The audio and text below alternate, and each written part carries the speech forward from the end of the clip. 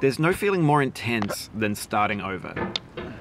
If you deleted your homework the day before it was due, as I have, or if you left your wallet at home and you have to go back after spending an hour in the commute.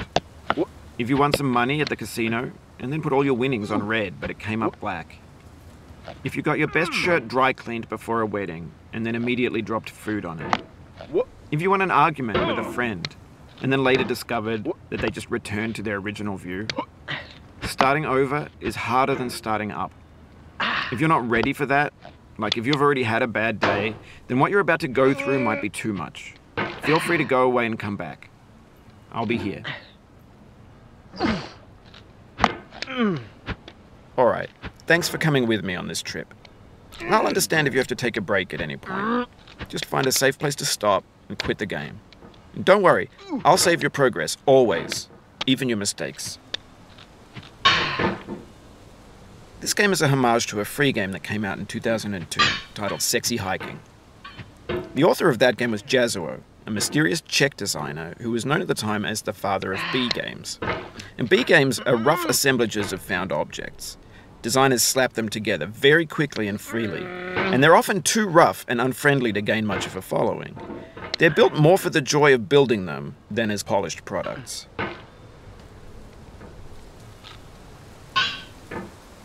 In a certain way, Sexy Hiking is the perfect embodiment of a B game.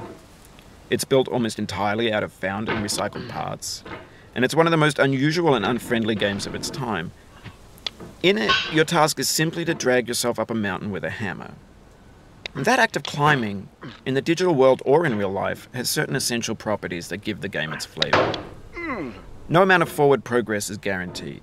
Some cliffs are too sheer or too slippery.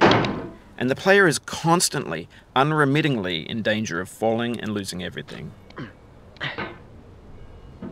Anyway, when you start Sexy Hiking, you're standing next to this dead tree that blocks the way to the entire rest of the game. It might take you an hour to get over that tree, and a lot of people never got past it. You prod and you poke at it, exploring the limits of your reach and your strength, trying to find a way up and over. And there's a sense of truth in that lack of compromise. Most obstacles in video game worlds are fake. You can be completely confident in your ability to get through them once you have the correct method or the correct equipment or just by spending enough time. In that sense, every pixelated obstacle in Sexy Hiking is real. The obstacles in Sexy Hiking are unyielding, and that makes the game uniquely frustrating. But I'm not sure Jazuo intended to make a frustrating game. The frustration is just essential to the act of climbing, and it's authentic to the process of building a game about climbing. A funny thing happened to me as I was building this mountain.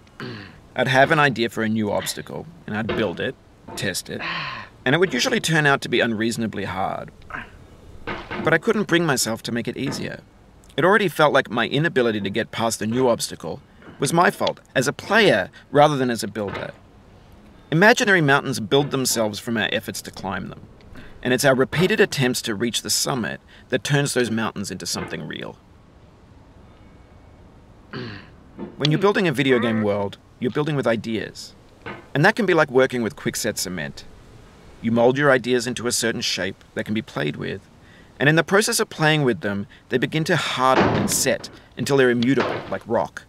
And at that point, you can't change the world. Not without breaking it into pieces and starting fresh with new ideas.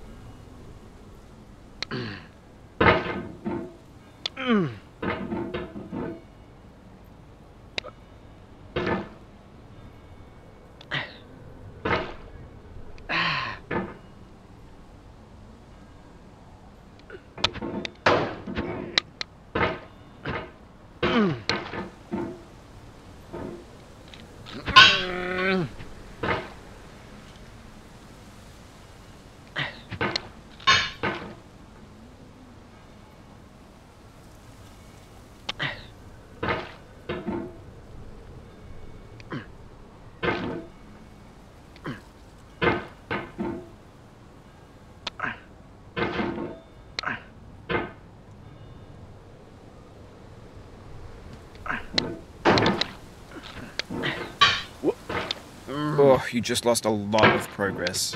That's a deep frustration, a real punch in the gut.